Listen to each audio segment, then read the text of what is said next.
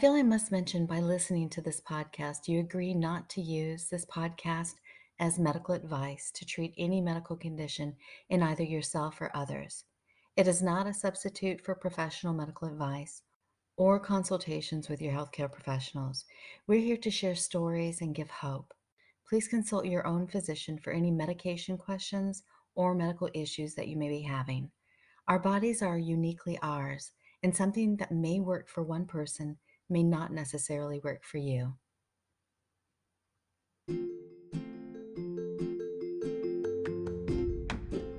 Hi everyone, I'm Heather Davies, and this is Munir's Muse.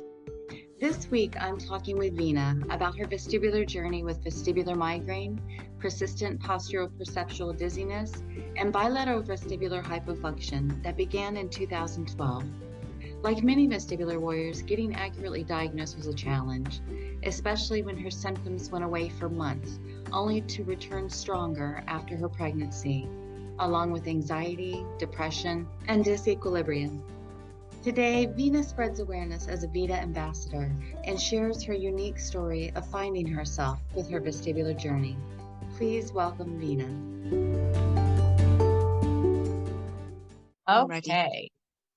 Well, welcome, Veena. I'm so happy we finally got to connect. Thank you. It's been trying with our hours, the 5-hour I difference. know it's been a bit of a mission, but we got there in the end. That's right. Well, if you could share a little bit about yourself and then about your vestibular journey, that'd be great. Yeah, so 37 years old. I'm a mum of 3. A very, very proud mum of 3. Pretty much a normal person. I'd loved walking, loved going on bikes, loved exercise, and then 2012 was hit with, which I didn't know what it was, vestibular symptoms, which just caused so much anxiety, dizziness, the room was spinning. Couldn't really understand what it was. I'd just got married a couple of years before, come back on holiday off a flight, kind of thought it was jet lag. Kept saying, the doctors, I thought it was jet lag. It was only a 3-hour flight, so I found it a bit hard to believe because I'd travelled quite extensively before and had no issues. Doctors first said gastroenteritis because I was being sick. I was being sick because the vertigo, I was, literally throwing up. That was the first diagnosis. That didn't clear up in a week. And then it was anxiety and depression, although I was in a very good place in my life. So there was no anxiety. I didn't have anxiety before these vestibular issues happened. And I think that's a key part. Some doctors, some professionals try to put it all down to anxiety, but actually the vestibular issues caused the anxiety. It wasn't the other way around. Right. Spent a number of years trying to find out what was wrong with me. Kind of eased off for a little while and I started taking amitriptyline. The doctor recommended it to help me sleep because I couldn't sleep. And I realised it was helping the migraine and not knowing it was migraine at that stage. But it helped my symptoms. And I was put on propranolol. Again, it helped me with the anxiety. So I felt better. And it kind of sort of tapered off. I thought, oh, I'm good. Maybe it was just a bad episode. And then it came back. And that's when I started thinking, I need to get like a proper diagnosis, I need to find out what's going on. So I did see different ENT doctors. They couldn't see any issues. I didn't really have balance testing. They couldn't seem to see any sort of issues with my inner ears. And they just put it down to anxiety again. Do yoga. Don't get stressed. Don't worry about it. And I thought, I'm struggling to get out of bed. I can't walk. I couldn't step out in the light. I couldn't talk to people because I felt like they were moving. Sometimes I'd sit there and I'd get these drop attacks and they were telling me to relax. And I just thought, I can't relax. I don't know what's wrong with me. I actually fell pregnant with my oldest daughter in 2013. So this had been a year since my symptoms had started. And they kind of were on and off. Always in the background, but sometimes were more severe than other times. But I didn't really know what the cause was. Then in 2013, when I got pregnant, it just got so bad. I was so dizzy and I had sickness, pregnancy sickness. And that's when I saw a doctor called Dr. Rajali, and he's in Coventry and it's private. And he diagnosed me with vestibular migraine. And it was the first time I'd ever heard of anything like this. I thought, how could a migraine cause dizziness 24/7? How could I feel off balance? And it really made sense to me. And I think for me, that was almost like a really good point, as in knowing there's a cause for this. So from then, I couldn't really be on medication because I was pregnant. So I just rode through the pregnancy with very bad depression, if I'm honest, thinking I wouldn't be able to parent my daughter, thinking, how am I going to do it? Everybody who knew me saw me as a very depressed, lonely, sad character because I was depressed 24/7. My life had been taken from me and I couldn't see an end point. I couldn't see that it was ever going to get better. Right. My pregnancy was very difficult. I had lots of other little complications with that. And then I spent most of my pregnancy lying in bed because I was scared that I was going to fall at Did you one have point. vertigo? It was more off balance, disequilibrium. And sometimes when I was standing, I'd get that, oh, I have to hold onto the walls. So it wasn't spinning vertigo at that stage, but it was a very feeling of being drunk. Yeah. And because being pregnant, I was just so worried all the time that I was going to just fall. And it was hard for everybody because the anxiety was so high. My anxiety was just at the worst. When the baby was born, and it was tough, very tough. I had a very horrible sort of labour, a lot of complications, I had blood transfusions, and I wasn't up to myself, and that just aggravated the VM. So I've noticed that anything that causes any illness, any head colds, anything, VM's aggravated. But I got myself back. I got myself back. It took time. I was a mum now, and I loved every second of being with, Sienna, my eldest, but I struggled. It wasn't without struggle, and I still always used to feel like I still don't think. I think there's something else. I feel like, why am I not getting better? Because I was trying medications at that stage, things weren't working. It was a very dark time in my life. I was trying so many things, giving up very quickly because the side effects, being sensitive. Um, then I fell pregnant again with my second. So that was it was about there's less than 18 months between them, like 17 months or something. And again, it was like, oh my gosh, how am I going to do this? I'm pregnant again. And my symptoms this time weren't as bad. So I think for the first time I was pregnant, they were really bad. The second time, I already had a child to look after. So I think my body became stronger. I also had balance testing done in I'm trying to think where it was called, Ear, Nose and Throat Clinic in London, and it did reveal that I have hyper, bilateral vestibular hypofunction as well as the VM, which kind of made sense to me because I'd tried a lot of VRT in between, but it would make me horrifically sick. Really? And I couldn't understand why my symptoms were so bad.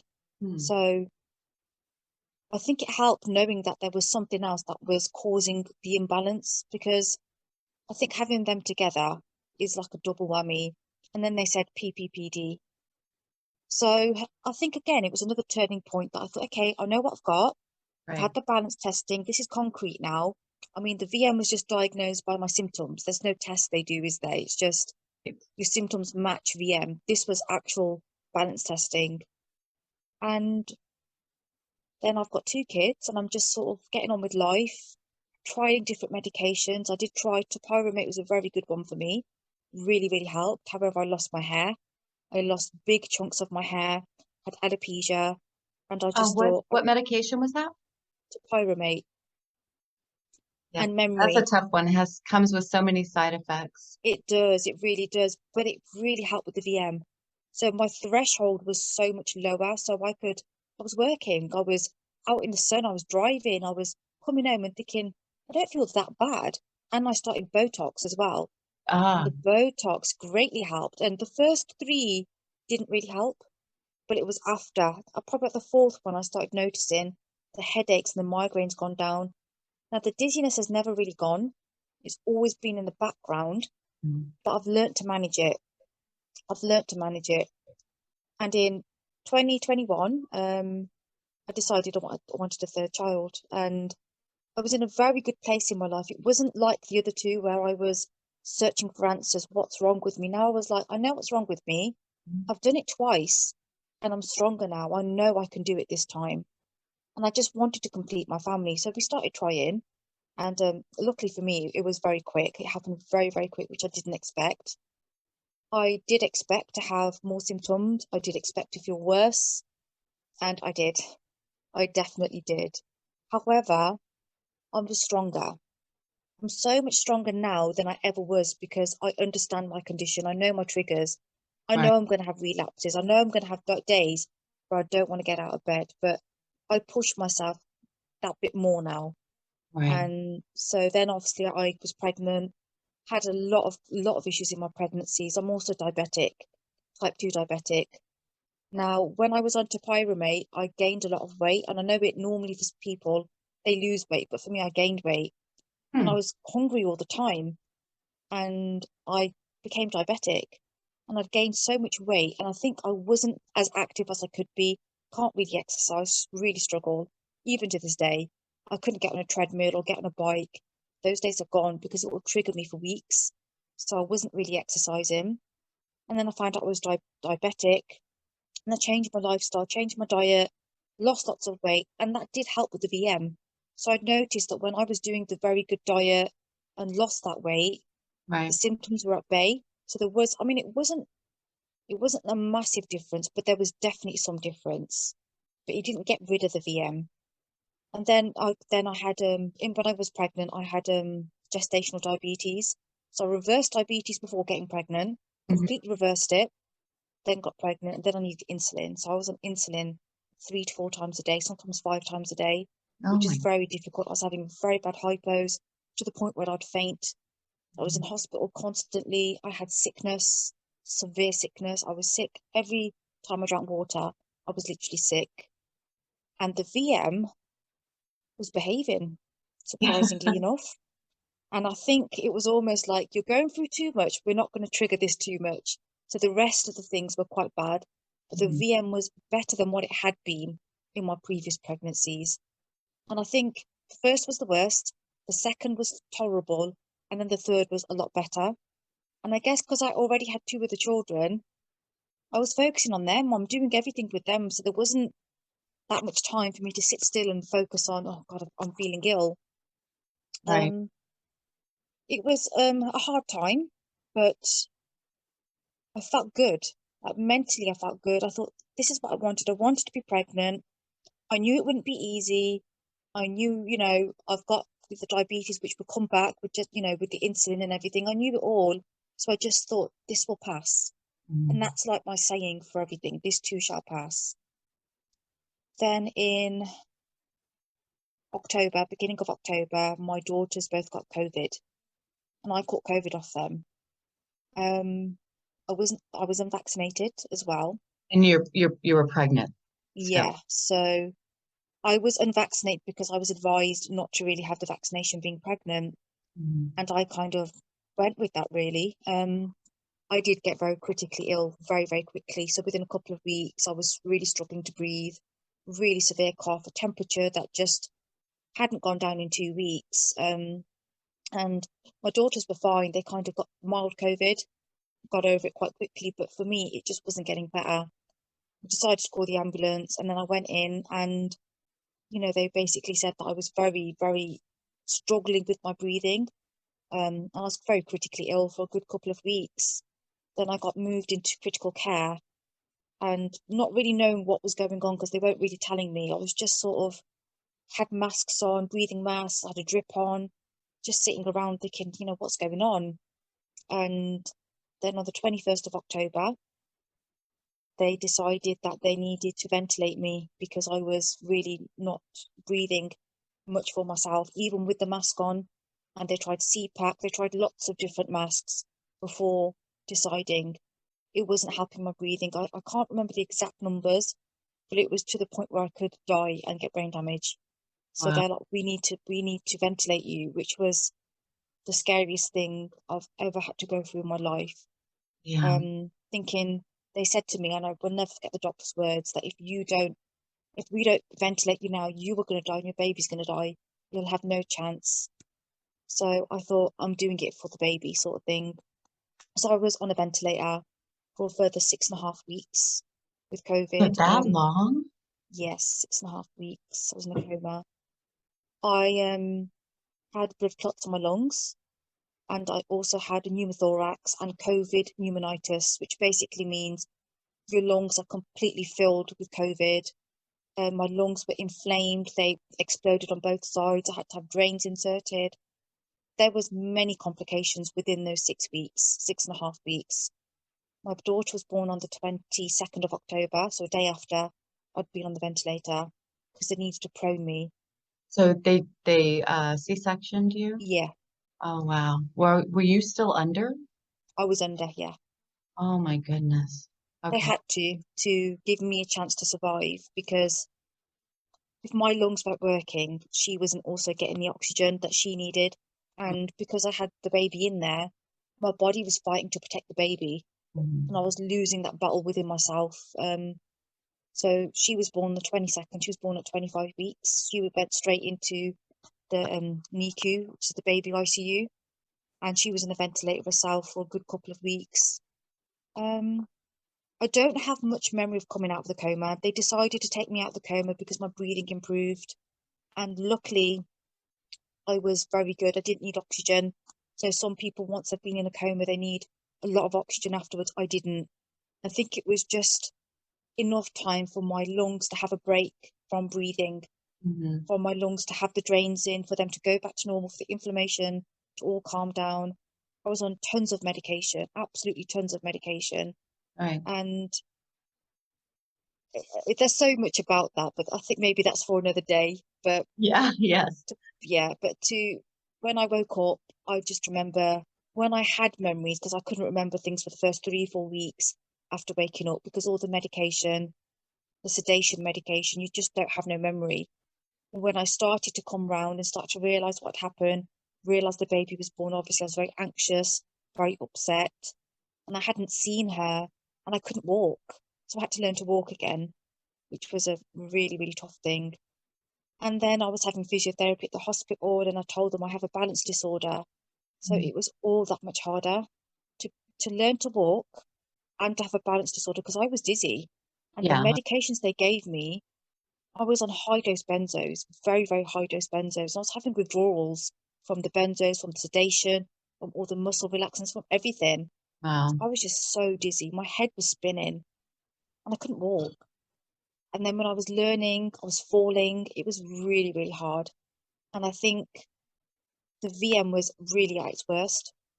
And because obviously VRT helps, right? I was Right. lying down. I was lying down all day. I was just doing a couple of steps, coming back onto the bed. I couldn't really walk very much. And by the time I got discharged from hospital, which was in December, December the 12th, it was, I still wasn't really walking. I was walking like 3 or 4 steps, and I spent Christmas pretty much in bed. And again, trying to come to terms with everything that happened. And I realised I had an issue with my foot. So my right foot wasn't moving. So I was literally tripping over my foot. So I've got a drop foot on my right foot. So having not learning to walk, having a balance disorder, and having a foot that doesn't function, I Mhm. was struggling like mad. And I had crutches. But I tell you one thing, I pushed myself. My baby came home in January, and I said to myself, I'm leaving this house to go to the hospital to see her. I don't care how long it takes me. I'm going to get there and I'm going to bring her home. So I'd take the crutches with me. I'd walk to the car with the crutches, hold on to things, I'd get help, get to the hospital, get into the wheelchair, and go and see her. And I'd hold her, and I couldn't hold her for long because my muscles were weak. But I did that every day. I'd stay with her for 2 or 3 hours just so she knew who I was. She was tiny, absolutely tiny. And I just pushed myself. And by February, I was fully walking. By Mhm. March, I was walking every day, doing walks. I Yay. still got the drop foot. I still got the Right. drop foot, and it's under investigation, but it's better than what it was. It was very bad at the beginning, but as time's going on, it's healing. And the VM got better. So the way I Good. am at the moment, I'm probably at about 65, 70%, bearing in mind I'm still doing night feeds and I'm still recovering from the coma. I'm not on any medication for it either. I'm just having Botox. I've just restarted Botox again because I couldn't have it when I was pregnant. Right. So I've just had my third session 2 days ago. So I'm trying to give Botox a little bit of a try, Right. and then I will introduce something at some point, but I'm not really sure really because I don't know what to try because I have tried so many things, and I am also going to university in September. So I'm studying I want to be a counselor. So there's been a lot of changes this year that has made me kind of go to that decision. Even before I wanted to do it, but I thought I've got VM, I can't do it. It's going to be too difficult. But this year I thought I'm not going to let anything stop me. I'm No, not going to let you've VM. overcome a lot over the last 6 months. Well, Exactly, 10 months. Yes. Well, that's exactly, the what a ride. My, absolutely. what would you say is your biggest challenge today? The biggest challenge is not getting down when I have relapses, because when I get relapses, I get that anxiety, that panic. It brings me back to the days where I was very, very down, Mm, very negative, couldn't see the light, and to remind myself that I've done it and I'm doing it and it will get better. And I say to myself, this will pass, this will pass. But it's actually believing it, because when you're in that relapse, it's a very dark place to be. it's hard. Do you And ever go back to the group that I met you in, Mummy See and Double, and I look at your do. old videos Actually, and none of my old see how videos far are you've there. come? Oh, what? They're not there because I think they get deleted after 30 days. No. Really? No, no, no, because I did a search on myself in that group, and I went back to when I first started in the group and I had some really dark days, and they're there. Oh, really? I'll have to have a little Yeah. look. Yes, because it's like, whoa, you forget how deep in the darkness. I know we talk about the darkness, but Yeah, really to watch yourself and to remember what we were really going through sucks. But we it made it to the does. other side, and that's good. But we do, I the relapses do happen. I I do. think I have often looked back and remembered my videos, like just in my head. I remember sending videos and crying because I Yeah, was so depressed. And I'm just not that person anymore at all. That part of me's gone. That depression has gone. I get down and I get anxious. I do have anxiety, but that I have a real zest for life, but I didn't then. And that group was right. brilliant, and it still is. I still go on it. I do lives every so often, but they're not the lives that they would have been before. They're That's more okay. lives of, oh, this is what I'm Growth. doing. It's been an amazing group. It really, really has. Yeah, it really has. A lot of my vestibular family comes from that group. Yeah. Yeah, thank goodness Laura had that together. Well, what is something that you would want a new vestibular warrior to know about? Someone that hasn't been diagnosed or someone that has symptoms, or something that you would want to tell yourself at the beginning of the journey? I think the first thing is to trust yourself. When doctors are telling you it's just anxiety, there's nothing wrong with you, you know your body. You Hmm. know it's not normal to walk and feel off balance. You know it's not right to feel like you're drunk. That instinct that tells you this just isn't right. And to search for answers and never give up. And to go to a good doctor. Go private if you have to. I mean, I did, and I saw Dr. Cerinthian as well. I've seen many different doctors throughout this time. And I don't think it's ever wrong or a waste of money to go to as many doctors as you can to get that peace of mind of a diagnosis. And to know that there are others like us. There's lots of people in the same boat and that they're not alone. And I have connected with a few people, probably about 3 or 4 people, because I've got my vestibular migraine Instagram account. And I have had messages from people who are newbies, as I call them, and they don't know what's wrong. And one person I've said, because she lives in the area that I do, go to this doctor who diagnosed me, because he'll tell you what it is, and at least that might give you peace of mind. And only when she told me that she was diagnosed with vestibular migraine, then I kind of gave her a bit of help. I didn't want to say anything until she had the diagnosis because it can be so many things, right? Right, So I just think it's about finding a doctor that can support you, not listening to everything your GP says. Go on right. antidepressant. That is not always the answer. I tried antidepressants. They made me worse. They made me much worse. But I kept thinking, oh, I do need it. I'm depressed. It's a bit of a battle, but listening to yourself, and you will find yourself in this battle. You will. No matter how hard it is, no matter how long it takes, but you will find yourself. I think that's what I'd want to say. And Veena, you went through a lot of medication before you found medication that worked, right? Yes, yes. I remember, I think it was you and I had a conversation about venlafaxine. Yes, yes, we Yeah. did, yeah. So and that works for some people, but it doesn't work for others. So it's just really trial and error, and it's not giving up. It's just like, okay, we'll give this a shot for a little bit because a lot of people are afraid of medication. But Exactly. I mean, you're not on meds currently, Not right? for like not for VM, no. So it just might be a temporary fix until your symptoms lessen, and then yeah. I would like to go on something, but the question is, I don't know what, because I have And what trialed so and many. for what symptoms? It's the dizziness, really, more than anything, that background dizziness. Yeah.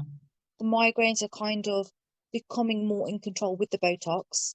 So that's doing what it needs to be doing for that. But it's the background off balance dizziness, particularly when I'm having relapses.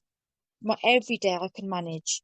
I can manage, and I just sort of, I don't know, I might rest a little bit off more often than what I normally would if I'm feeling bad. Yeah. But I have this thing where I can't sit still. I cannot sit still. And I think Well, people you don't have know I three have little this. girls. I don't know. Exactly. I don't know how you would sit still. Yeah, yeah. And I think it's I'm quite an OCD person when it comes to cleaning and stuff like that as well. So if I'm sitting there thinking I'm gonna rest, I'm like, there's a cobweb, I need to get rid of it, or I need to dust. I need to pick that up. I can't just sit down and relax. And I think I've become that way. But it's good for the VM because it's VRT, right? So when you're Right. moving and you're doing things, it's actually helping you. Yep. And I Yeah. think Lara in When We Seen Double, I don't know if it's her quote, but move to improve. Hmm. I think that I might have be heard her that quote. before. Yeah. Yeah, and I think it's really, really spot on. For the Yeah. first 2, 3 years, probably 4 years, I hardly moved because I felt if I more I move, the more dizzy I'm get. I can't do it. But I don't have Right. that anymore. I'm more now. I'm like I'm gonna be dizzy regardless. So I'm just gonna move. I'm just gonna do it. Right. I know we've had that I've had this conversation with Laura. Because there was a time that we could not get up and clean the house completely like we used to. So it would start out at 15 minutes, set a timer. We would work for 15 minutes and rest for 35 to 45, and then get up and do Yeah, a little bit more. And then slowly just increase that time that you're working on getting whatever task done and then resting. And over time, you're able to get back to where we are today. I mean, I yeah, still give myself a break and do that, but I know Laura said that when we've had those conversations, that just the increments, breaking every little task down while you have to is, definitely, definitely. yeah. Hey, Veena, I wanted to ask something. Could you give us a little bit more information on the Botox? I have never experienced that, and there are a lot of migraine sufferers out there that do that, Yeah, of um, course. including for vestibular migraine. Could you explain a little bit more about that? Yeah, so with the Botox, they are injections. You get about four in the forehead. I think there are one, two, one in the middle, and two there, so about five. And then they're all around your head. So I'm trying to think now, she gives me about 31 injections, but you can't feel that they're 31, if I'm honest 31 with at you. one time? Yeah, well, yeah, so she'll do 31 all throughout your head, yeah, in Okay. one sitting. But because the needle's quite small, it's not like a big injection that you feel like, oh my God, it's going to hurt. They're Right. very, very small injections. Almost feels like a little bit of a sting. And they're all throughout the head. So she does all parts, all here, then the back of the neck, the Hmm. occipital, I think it's Hmm. called. She does the shoulders and the neck. However, I don't get my neck and my shoulders done. I had 2 sessions with my neck and shoulders, and my neck was very stiff, and my shoulders felt very uncomfortable for a couple of months. So I decided not to have that. But that's just my personal choice. So if you have the full treatment, it's 41 injections. You do feel a little bit headachy afterwards, but to be honest with you, I don't have any other side effects. I'm within a couple of days, once the muscle starts freezing, so my forehead is like it's not quite I'm frowning, you might not be able to tell. It started to freeze. So yesterday I noticed that it was freezing, and that means it's working. So you've got to give it about, I think they say 3 to 7 days after treatment for the muscles to actually paralyze. and that's when you'll start getting the benefits. So it's not an immediate reaction, and it's not like you have it done and you get no migraines. It's not like that. It's very subtle. I've Okay. just noticed after the first treatment, the migraines, the intensity wasn't as bad. Then I had, they're 3 months apart. The next treatment, I noticed that it was even better. So I can go longer without thinking of having a migraine. And Right. now I've had my third one. I noticed 2 weeks before the Botox was due, I could feel the headaches coming back quite bad. So I felt it had worn off. So that's how I know it's making a difference. I mean, I'm not headache free and Right. I'm not migraine free. However, they're a lot more manageable, a lot more. And the more you have, the better the treatment gets. So What's for the me, it's been phenomenal. what's the space between and the injections? I Three mean, months, 3 months. Okay. every 3 months. And you have to have it every 3 months. So if you miss one, Hmm. then it's like going back to the beginning. It Right. has to be every 3 months because those muscles need to be frozen consistently to work. So Hmm. when I was pregnant, because it'd been obviously 9, 10 months since I'd had any treatment, by the time I had my first Botox, the headaches were quite bad because it'd been such a long time and it's going back to square one. So now I've had my third, I'm in a bit of a pattern. So I've had three consecutive treatments, 3 months apart. I Wow. really highly recommend it. I never thought it'd work for me. I was one of those that thought I've tried everything because I'd also had nerve blocks. So I Hmm. don't know if you've heard of them. I'd had those and they were awful for me. They Wow. could be great for someone else, but for me, they caused me so much pain. They were 2 injections, but they're big injections and they go into the nerve. So one on each side of the back of the neck. And it kind of freezes that part and helps with the migraines, but it never actually did for me. And Hmm. it's very painful. And I felt afterwards I'd have big marks on the back of my head because the needle is about that big. It's a real big one, and you really feel it go in. So when I was offered Botox, I was very skeptical, thinking I've tried these injections and they've just not worked. I have three of them, but the Right. Botox, I think it's amazing, absolutely amazing. Well, thank you for explaining that. What would you say was the biggest game changer for you? Was it the Botox injections? The Botox and the topiramate together Yeah. gave me a probably I'd say about 75% to 80% better. Um, it really, really helped, but it was just the side effects of that medication. I Yeah. couldn't deal with the side effects, and then I got pregnant, so I had to come off it anyway. But I'd say that was definitely a game changer, and also getting properly diagnosed. So I knew I had vestibular migraine, but when I found out I had the vestibular hyperfunction as well, Mhm. it's almost like a bit of an acceptance that I know what I've got. Did you do an elimination diet or anything like that early on? I did do the full heal your headache diet, so I did Okay. do that. Yeah. However, I did notice a few triggers. So, for example, coffee is a trigger for me, Oh. and chocolate is. But the other things won't really trigger. So, for example, bananas, citrus fruits, they weren't triggers. Caffeine, but coffee. I could have tea, but Mhm. caffeine was like the coffee was, it would give me the worst migraine ever. However, saying that, that's changed. So, since being in the coma and coming out of the coma, I've become a coffee addict. I don't know why. I never really liked coffee, but now I drink coffee every day and it's not decaffeinated, it's normal coffee, And no but my problems? brain, no problems, my brain tolerates it. When Huh. before I couldn't tolerate it at all. One cup of coffee would just send me like really dizzy. It was literally Mhm. automatic. But now I can have coffee. So I have done it throughout the years, the elimination thing, but I think for me, it's everything in moderation. I know that if I'm going to be doing a day out in the sun, I'm Mhm. not going to drink 10 glasses of Coke and I'm not going to, have lots of chocolate. I'm just going to think, okay, the sunlight's one to trigger one, the chocolate's going to be triggered too. I have to just minimize things. So I focus on environmental things as well. So, for example, my light blocking glasses, sunglasses, as well as diet. But I don't solely rely on the diet thing. Yeah. Do you keep a journal? A I symptom did keep a journal. I used to, but then I found I was focusing too much on my symptoms, and it was actually making me feel I don't know, almost sometimes if I didn't feel so bad, I was looking for things. So Yeah. for me, I prefer to just live with it day by day. I Hmm. might just make notes, for example, if I'm having a very bad relapse, I might just sort of say, sometimes I say to Mum, remember this date. So I know when my last relapse was, or if there's something that happened which has caused it. But 9 times out of 10, I know what's caused it. It's going to be stress, lack of sleep. I've had a lot of, the baby still doesn't sleep through the night. So if I've had a lot of nights where she's been unsettled, I know I'm going to get into a bit of a relapse. And I just manage that. So I'll rest during the day. And the kids are at school, obviously they're not at school now. So I look at the Oh, they're not. triggers. They're not in No, they're on school. summer holidays, Oh, still, ours are back in. Well, most of ours are back in school here. are they? No, I think we've got another 2 to 3 weeks left here yet. Nice, nice. So I think the trigger thing is a very important, knowing and understanding your triggers. When you don't understand your triggers, you're in a cycle of not knowing Right. what's not helping. I always have to just make sure I drink lots of water, more than an average person.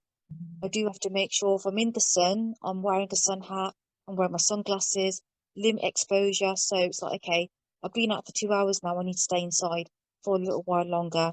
I have to take those breaks in between. Mhm. Computer time, Instagram time. Right, okay, I've been on it too long now. I need to come off. I think it's understanding what works for you. Right. You made a very good point about the journaling and a symptom journal because we can get fixated on those symptoms in a negative way. Oh yeah, definitely. And I've done journaling in the past, and I've got the journals that actually, I've got about three of them, and they're all full. And when I look through them, it shocks me because every day I'd write things like, I hate my life. God, take me away from this life. I can't cope with this dizziness. Today, like I left the house for 5 minutes and came back. I had to come back. And I compare that to what I am now. And I think, oh my gosh, I was really bad. So journaling is really helpful to look at where you were. However, I find it hard to go back when I look at it. It's, oh my gosh, that was me. I felt so sad. I felt so bad. And I think one day my daughter found one of my journals because they don't know what I've got. I've never discussed it with them. They know I get migraines. They know Mummy needs the lights off. Mummy doesn't like the bright. They know that, but they don't know the ins and outs. And she read one of my journals, and it was actually when she was born. And I was writing about how hard it was doing the night feeds, and she was like, "Mummy, what is this about?" And I didn't want her to get anxious about it because I have health anxiety. And I felt a bit like I don't think I should be writing journals anymore because my kids are at that age where they're always looking through my things, and I just kind of put a stop to it from then. Right. Um, but I don't feel that need to like I used to because most of my days I'm okay. I'm okay. I just get through it and I think of it as a good day. And like you made a very good point that when you have the bad days, you tend to write a bit more. It might be, in depth about the feelings and how you were, but the good days, there's not as much to write. Mhm. So for me, I don't want to search for things to write, so I just don't do it anymore. Right. I get that. I see that. Having the three girls at home, is that a huge challenge right now with your vestibular symptoms? I absolutely love it. Yeah. I love the kids being home. They're very good. They're very good girls. Really, really good. They're very well behaved, and they help me. So I'm like, would you go upstairs and get that for me, so I don't have to keep going up and down the stairs, or could you just hold the baby for me for a minute? It's challenging when I'm taking them out and doing things. It's challenging them because managing three of them and a baby, and with it being summer and it being bright, I do get quite triggered by being out, like taking them to a park. However, I have a deeper meaning for life now, and I just appreciate every second I have for them. So I don't ever feel like it affects my VM in that way. When they're happy and they're content, that makes me feel happy. And Mhm. overall, when you're happier, your VM's not as bad, I think, for me. When you're not anxious, when you're not stressed, the symptoms tend to be easier. So when they're good and they're content at home and they're just colouring in their little books or playing together, I Yeah. just love it. I have a really like this feeling of bliss, like my kids are here with me and they're happy, and that just overall makes me feel better. And I try not to tell them too much about my symptoms. I might say I'm not having a very good day today. I'm just a bit tired, and They're very good. They're like, okay, mommy, we'll just stay in. We'll watch a film or we'll do this. Yeah. And they're like, pass me my light blocking glasses. Like, mommy, wear these because the TV hurts your eyes. So they're very understanding, That's awesome. really understanding. And you know, it's amazing because that's going to take them far. That helping attitude, that my mummy's not feeling well. Let me Right. help.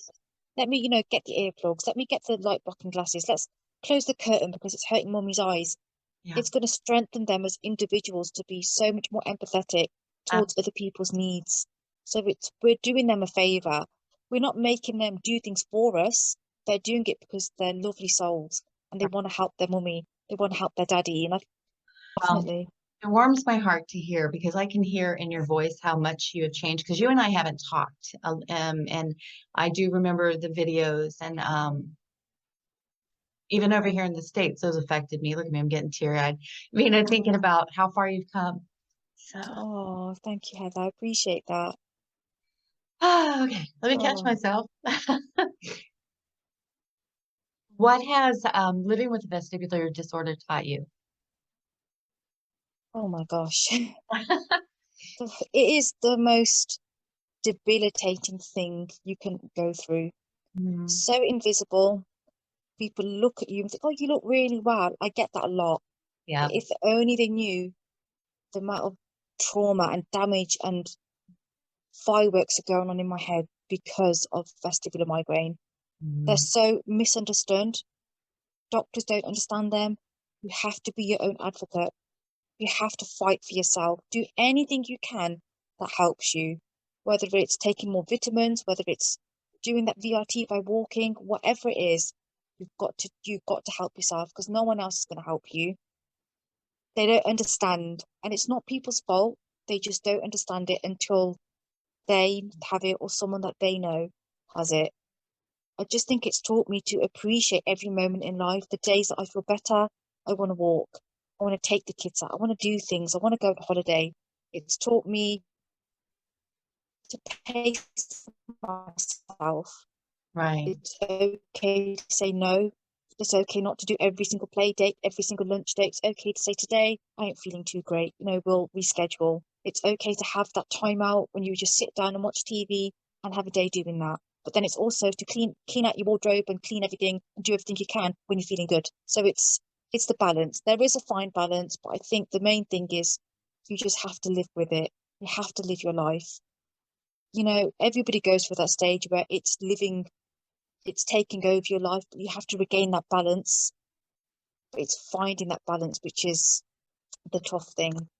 I've just become a much more empathetic person as well. If someone else isn't well, someone else is struggling with anything, I have real deep empathy for them. I mm, really do. And I want to help other people. That's why I'm on these groups. That's why I've made my own Instagram because I don't want anyone to feel like they're alone because they're right, not. There's so many sufferers, but all in the same boat. We all have different stories, different reasons, but we've all been there and we can help each other. And I think we're a very strong unit together. We support each other. right. That we can really do, good things with that. I don't know if I even answered your question. I'm sorry. Kind of just You started going did. off talking about other You did. things. It's taught you a lot. I understand that. It really has. Do you think that accepting your vestibular disorder was a pivotal moment for you instead of fight? 100%. Yeah, 100%. And yeah. I think it's not just about being diagnosed, it's about accepting that diagnosis. So Mhm. you could be diagnosed, but I didn't actually accept it for quite a while. I kept thinking, is it right? Is it this? Is it that? And I think it's almost like a flashlight moment where it's like, yeah, I've accepted that this is part of my life. Right, And I've accepted that I have limitations, but that doesn't mean I can't live. And I think acceptance is huge. And you can't teach somebody about it. You can't tell someone how to do it. It no, just happens naturally. yeah, And I remember there was lots of messages in groups when I'd write things and I'd say acceptance. I'd be like, how can you just accept it? I don't understand. And I didn't because I hadn't accepted it. no. And then You have one to get to day that point. it just clicks. Yep. It just clicks and then it happens and you think, that's what it was. That's what acceptance is. Do It's you remember when your pivotal moment was when you accepted it? I think it was about 2020, and I think I'd gone back to work and I was doing more than what I ever thought I could do. And Mhm. that's when I kind of accepted that I can live, I can work, I can raise my children. I think it was around about that time. Also, not long before that, I used to take a lot of benzos, so a Mhm. lot of benzodiazepine. Now, I know in America a lot of people take them, but in England, they're not as prescribed. And I did get addicted to them, Mhm. quite badly addicted. And that was just before 2020. And that was a really, really low part in my life. So, although it would help the VM symptoms to a certain extent, it didn't help it completely. But I was getting to the stage where I was actually addicted to them. And I had to Were, wean myself off them. were you getting depressed too? Very depressed, Yeah. very depressed. They made me more depressed, Sure. made me so much more depressed. They made me more anxious. If I missed a dose, I'd have shaking anxiety. And I started to realize that I had a problem and I weaned myself off them. And I haven't taken them since, apart from when I was critically ill, where they gave them to me, but I didn't know about that. Right. And I think when I used to take the benzos, they'd help me sleep. So what I would do, I'd sleep with them and I'd sleep in the day as well to just sleep my life away because I didn't want to be awake. Yeah. My kids would go to school and then I'd just sleep. And that was my way of getting out of it, the depression, the sadness. And Right. then around about 2020, I stopped. And that's when things started to fall into place as well. Mm. So that was a very hard time being dependent on them. And I wasn't on a very high dose. So Right. it wasn't like I was taking half the dose the doctor had prescribed me, but I still didn't want to be reliant on them and I was getting to that stage where I was. Yeah. For some people they do really help and that's absolutely fine for them. Sure. But for me, I just didn't feel like I was heading in the right direction. I felt Sure. like I was using them to just sleep and just get away from my life. That's no life, no way to live. No, it's not. It's not. Well, Veena, how can we support you in the community? I just think by staying in contact, if there's like steps to balance and VeDA, we all get together and just do things, support other people, make groups. I don't know, anything we can do just so we're supporting each other together. And Right. I follow you. I always look at your posts. I follow everyone that's all the groups that I've been on. I do look at them. And I just think things like you're doing today, like interviewing me, a person who's had this for so long, if someone else can watch it and this could help them, Hmm. that's amazing. That's exactly the aim, to help people through this, to give Absolutely. other people, maybe someone's thinking of having Botox, but they're scared. And I'm telling someone else it's worked for me. We learn from each other. We all learn from each other's experiences. Yep. And we're here to lean on each other. Exactly, exactly. Well, before we go, is there anything else you wanted to share before we go on to whirlwind questions? No, I don't think there is. Okay. Are you ready? I think so. Okay. Fill in the blank. Vestibular disorders are. Awful. You feel your symptoms coming on and you're trying to be brave. What's the first thing you do, Veena? Twiddle my thumbs. Twiddle your thumbs? I do this. I have a Do very you? bad habit of doing that. That's my anxiety thing. Twiddle my thumbs. What's one thing people usually get wrong about you? They think because I'm strong or look strong that I just deal with everything. But I crumble as well. I'm only human. Just because I've been through things and people think, oh, we don't know how you went through it. Well, I'm still going through it. I'm still traumatized, but I'm not in a place where I let things affect me as much. I just soldier on. It's true. Those broad shoulders do crumble from time to time. Exactly. What's your favorite meal? Pizza. Pizza? Pizza, yeah. Haven't had pizza in a while. What's the last show that you binged and loved? Ooh. How to Get Away with Murder. That's the last one. Absolutely loved it. Really? Oh, I'll have to amazing. look into that. That's is it a documentary? No, it's like about a lawyer who she basically helps people get away with murder. It's a Oh, series. not a documentary. It's really good. It's American. It's Oh, I'll have to amazing. look into that. So good. I loved it. What's on your nightstand? I think My you call it nightstand. side table. Yeah, I've got a big fan because I literally the weather's hot here. I sleep with the fan on the whole night. The whole 8 hours I have a fan on me. I have about 100 different medications, paracetamol, ibuprofen, sickness tablets. I have like peppermint oil. I have what else have I got here? I've got my kids' stuff. I've got sprays. I've got hand sanitizer. I've got big bottles of water. You It's have like a a little big side table. pharmacist. Yeah, I have everything on there. What's an activity that completely relaxes you? Going to the beach. I've just come back from the beach actually. We had a family sort of like 4 or 5 days away, just literally sitting on the beach, watching the water, sitting on the sand, feeling the sand in your toes. Just the best feeling ever. So relaxed, so calm. There's no How far are you? traffic. Sorry. How far are you from the beach? Oh, three hours, about 3 hours. Yeah. So we had to drive up there, but we all went as a family and we just all sat there and the kids love it. And it's just the best feeling, the most calming feeling for me. That's nice. That's my happy place too. Yeah. Yeah. What movie could you watch over and over and never tire of? Uh, Coming to America. Don't know if Mm. you've seen it. One or two? One, definitely. I could watch one a million times. I mean, I've watched it millions of times. Sister Act. I love Sister Act as well. I always Oh my watch gosh, that. I haven't seen that in years. With Whoopi Goldberg? Yeah, Whoopi Goldberg. It's always on for some reason. I've got it on Funny. record, so the kids like it as well. So they're my favorites. That's funny. Haven't heard those in a while. What is your most used tool out of your vestibular toolbox? Use as in sort of like things that I do to help. Hmm. Yes. Peppermint oil. Peppermint oil. Peppermint oil is On your brilliant. temples? I put it on my temples. I put it on my the palms, Wrists? Hmm. and I feel like because it's so strong smelling, it grounds me. So if I'm having a moment, because when I'm anxious, I don't breathe well. I'm breathing really fast. So if I put the peppermint oil on, it almost just helps me breathe better. I feel like I'm getting that breath in more deeply.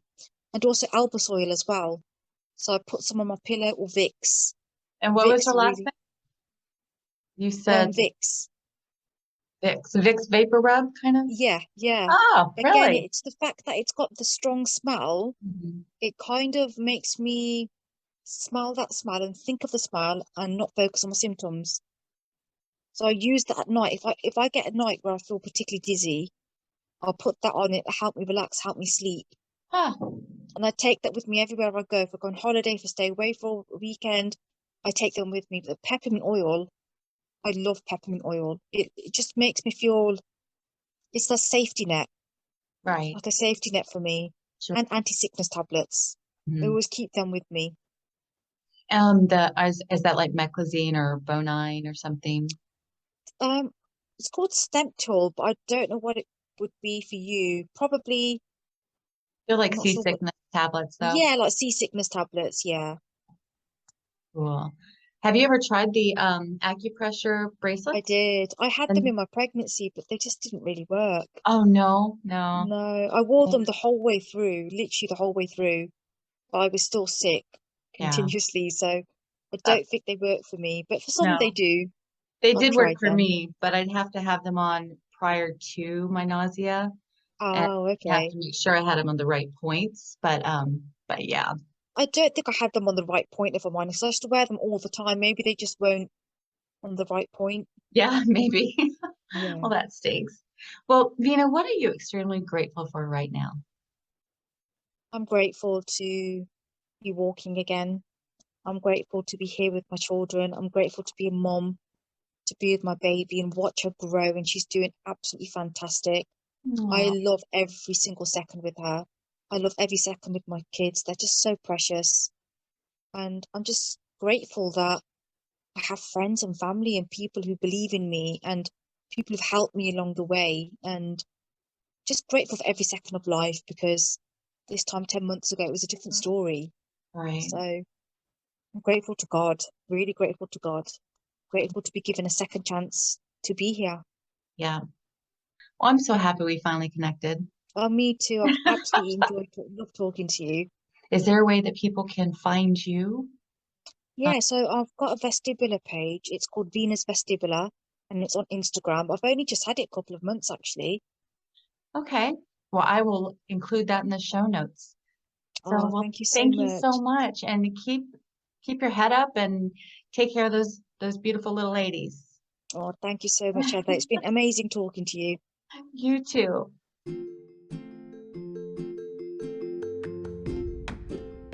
Thank you for joining me, Heather Davies, and my guest, Veena, on this week's episode of Meniere's Muse. If you would like to reach out, please see the show notes for our email addresses, websites, or find us on Instagram. If you would like more information on vestibular disorders, please go to the Vestibular Disorders Association website at www.vestibular.org. I would like to thank you for listening. And if this episode resonated with you, please take a moment. Share this episode or another with a vestibular warrior or a family member that may benefit from listening. Be sure to like, share, and subscribe to Meniere's Muse for updates. I'll see you next week, warriors.